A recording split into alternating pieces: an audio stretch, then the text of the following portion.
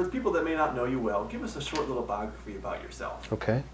I'm from Ottumwa. I was born and raised here, and my parents and their parents lived in Ottumwa their whole lives.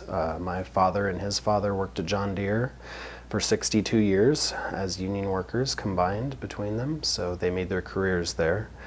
My mother raised 5 children and later owned a stained glass business. She had a small business on Vine Street right across from the John Deere plant. And many of her works are still in residences and churches in the city. I graduated from Ottumwa High School and Indian Hills College, and then pursued further education at Iowa and Iowa State. And I finished my PhD at the University of Wisconsin in Milwaukee. And while I was in Wisconsin, I worked for Kohler Company, which is a global plumbing manufacturer there. I was their senior writer and proofreader for 6 years. And in 2008, I found out about an opening at Indian Hills and decided to leave the corporate world and return to my hometown and become a professional educator. So I'm in my 8th year at Indian Hills in the English department. And I have started a family and have 2 small children, and I'm back home in the city that I love. You're back home and now you're running for city council. Right. So what's motivating you to run for city council? Why are you running? Okay, you know, since I've been back, I've seen a lot of positive change happen in the city, and it's time for me to give back to the city and the community that I'm from and that my family's from. And I want to help try to drive as much positive change forward in the city and contribute to all of the good things that are happening and the renewed sense of hope and enthusiasm.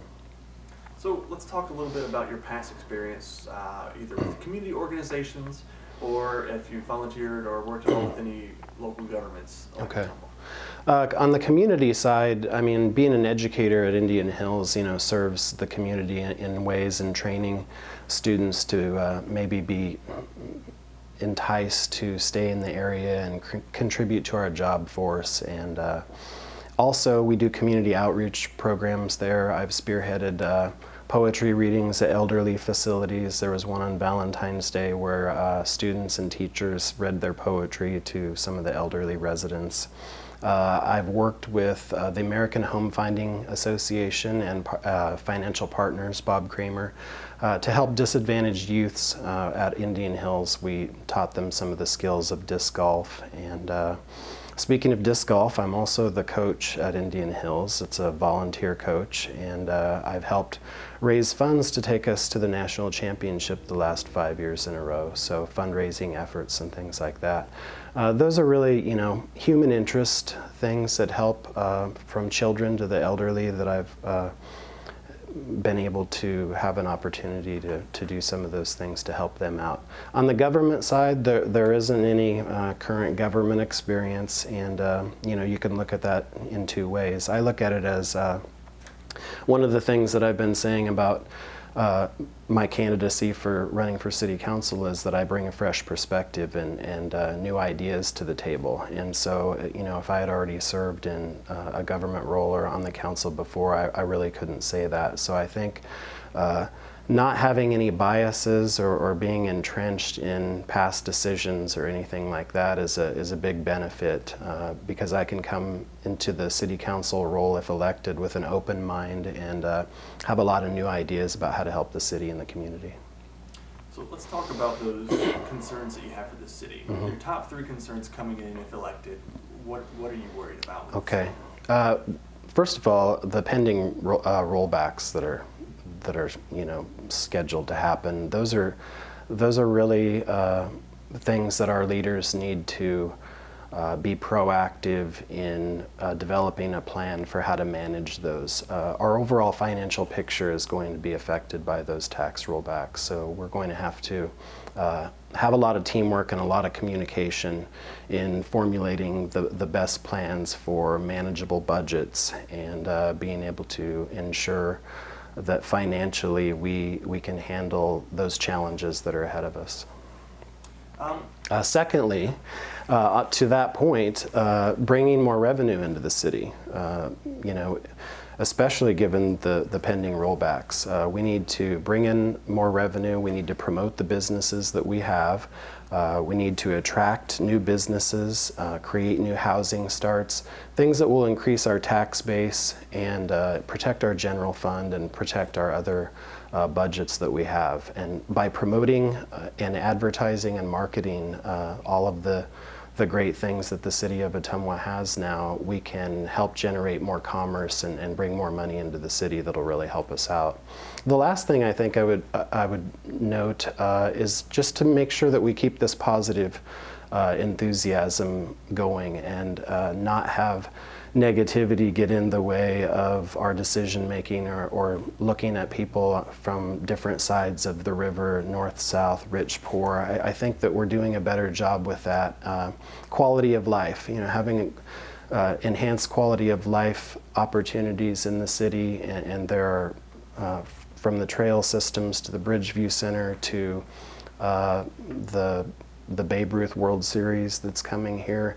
Those things are going to be ongoing concerns that we need to look at and maximize the opportunities for.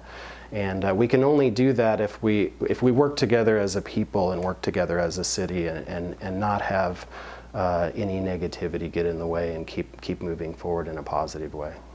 You mentioned the housing being one of the things you'd like to address to bring more revenue into Right. Ottumwa. There's a housing problem in Ottumwa. If someone gets a job, a lot of times they can't find a home or a rental place that Absolutely. they would like to be in Ottumwa. Right. They live in the city, so Right. they commute. Yeah.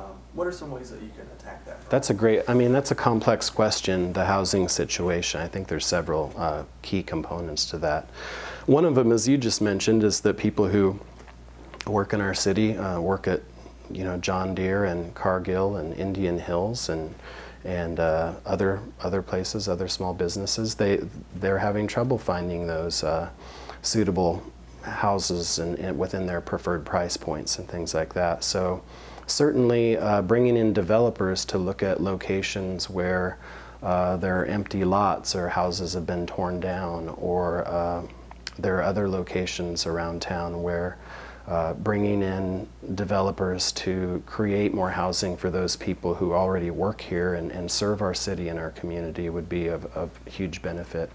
Secondly, short-term housing even, we need to create some short-term housing opportunities for people who come in for training purposes or for business initiatives.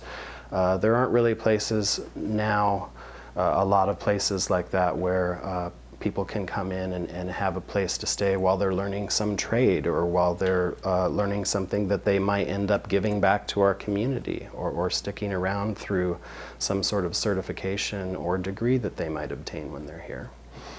So really we need to look at attracting developers to come here and look at places and opportunities where we can create both long-term and short-term housing. So we talked about some of the problems that Ottumwa is facing, but there's some good things happening here. You mentioned that you see Ottumwa improving. Yeah. What are some good signs you see happening in the city? There's a lot of good things happening. First of all, I think the fact that we're not losing businesses is a sign of a healthy city.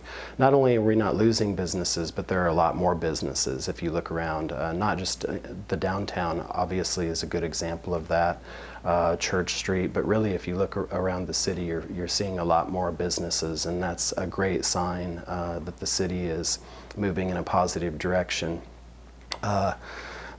Obviously, the revitalization of the downtown and the facades go hand in hand with that, as well as some of the quality of life issues that I brought up before, the Bridgeview Center, the trail system.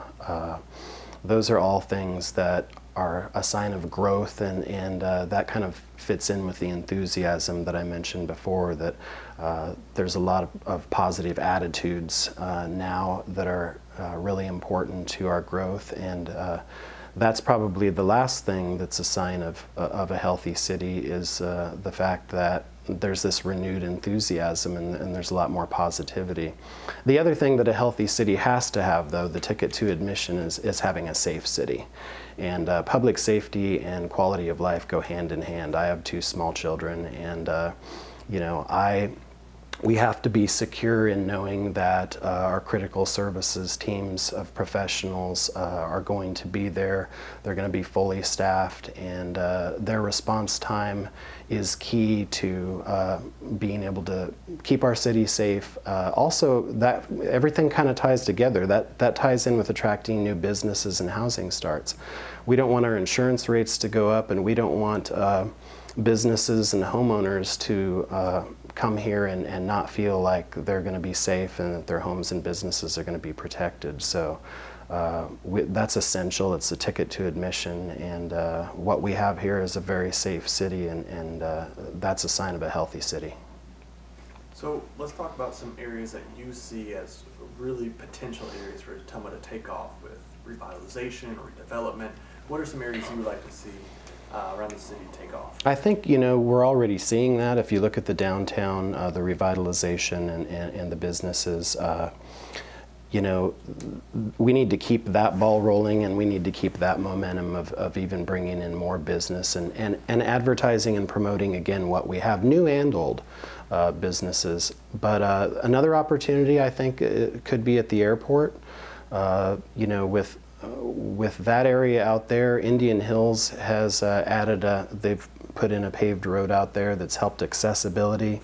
And if you think about potentially acquiring or attracting new businesses here, that could potentially be a great opportunity because of the accessibility via air and the auto accessibility out there. So goods and services being able to be taken there and in a really efficient way would be an opportunity to maybe attract a business. Anything else that you would like to add that we left out in this interview? Well, I think lastly, people have asked me what my agenda is in running for city council, and from the get-go, I've said my agenda is your agenda, and it's the agenda of the people of the city of Ottumwa. I don't have any personal or political biases or axes to grind or anything like that. I want to listen to what the people of Ottumwa want to see done and see changed, and try to help them keep driving Ottumwa forward in a positive direction in every way I can. I don't just want to help one group, I want to help multiple groups and individuals and the city as a whole continue this positive trend for growth. All right, thanks for taking the time to sit down with us. All right, thank you very much. I appreciate it.